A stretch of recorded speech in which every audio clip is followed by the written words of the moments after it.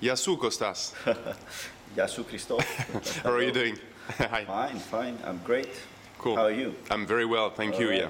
We're at the EFMA in Paris, and right. thanks for your great presentation of this morning about social media. So could you please tell us more about that, the report you recently done?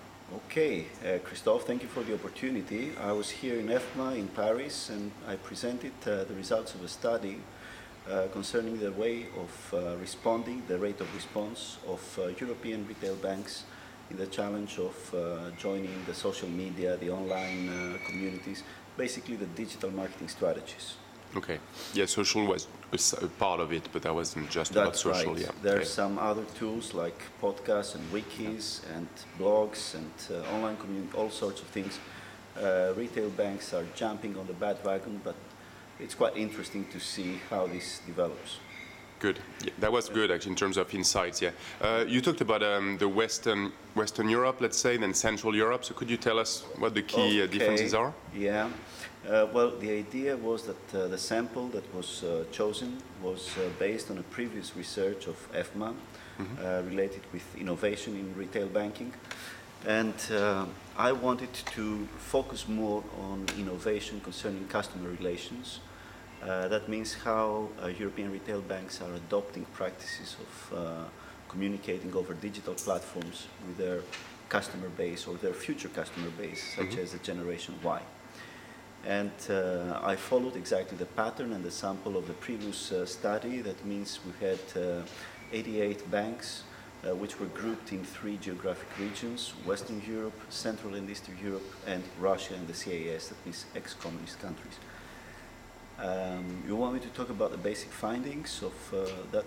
Yeah, so this morning I noticed that you ranked those institutions by the kind of their level of activity, Yes. or presence, Yes. and then you talked about engagement, which is a different side of utilizing social media. Yeah? This is right. What we have noticed is that there is some kind of a wave of innovation, we can call it, where the Western European banks seem to be much more involved in this idea about digital marketing.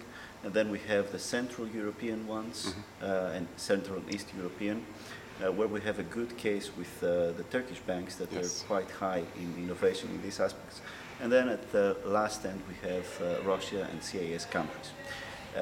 One distinctive difference that we note there is that concerning involvement and engagement, we see again the same pattern, that Western Europeans are much more able to engage their customer base.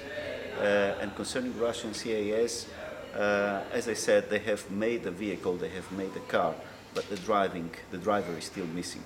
So there is not really content, not really engagement with customers. But they're there, they're ready, and they're going to be swept by the wave as well, I suppose.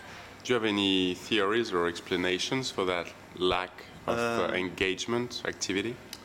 Or wild guesses? It's just an observation that, and I think that it is like that. There are always some lead markets in all businesses, and also in this case, we see that the leading markets are United States. Of course, it was not in the presentation, but they are there. They are way beyond that. And then this wave of innovation is transported gradually. It's a diffusion of innovation, and it's following this pathway. It's nothing to worry about. It's something that is happening in all industries, and it's probably changing very rapidly as we know this world. Not to be worried, yeah, we're not worried. But you used a few examples at the end of your presentation, which were quite very relevant, from crowdsourcing, like ID generation, the likes of ABN AMRO, Blackboard, Crédit Agricole that you used as well. You talked about retail as well. So what's your perception of leveraging what has been done by players like Dell or Starbucks or... Well, I believe that it's very good to have conferences like this where we have exchange of best practices between retail banks, but it's also useful in my mind is to go beyond our industry and look for other industries which are more innovative, like the retailing industry, like the consumer goods industry, media, technology. And I mentioned a couple of examples in my presentation concerning Starbucks, how they are engaging and involving customers and they have generated something like 350 new ideas. and they're giving back feedback to their customers by telling them how important is what they have done and what they have done with their ideas. So there is really here a very clear engagement and involvement between customers and company. It's a very good and balanced example, I think.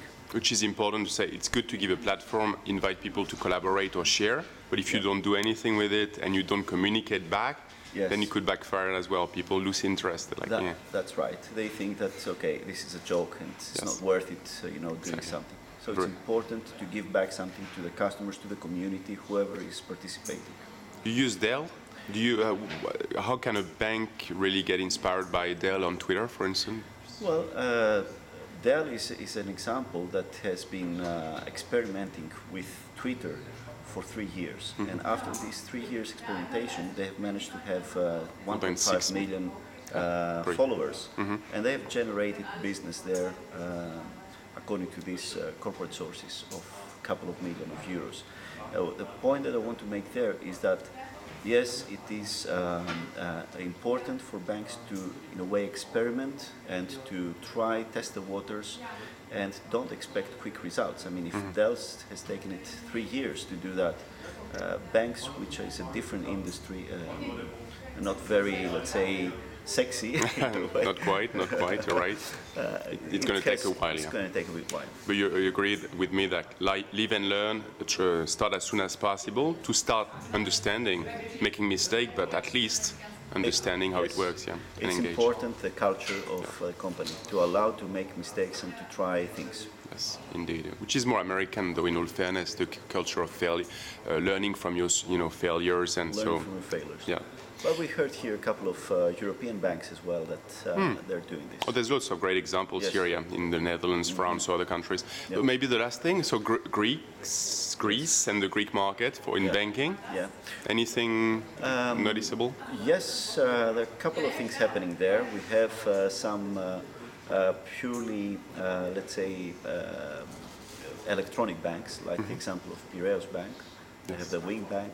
And they're quite active in social media. In fact, they're very active. They have Facebook, Twitter, and YouTube channel, their own channel. And there is quite a lot of involvement there. That's more retail. That's more retail, you would say. Retail. Again, Yes, of course. It's retail banks.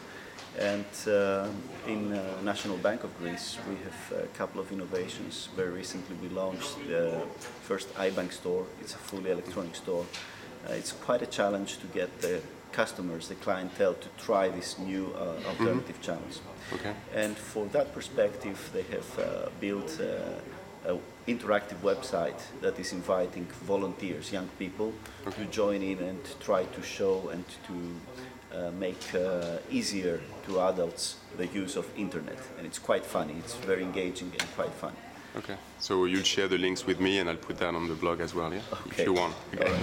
Good. Sure. Well, thanks a lot for your time, Costas. Thank you. Have a safe trip back and see you soon on Visible Banking. All right. Thanks a lot.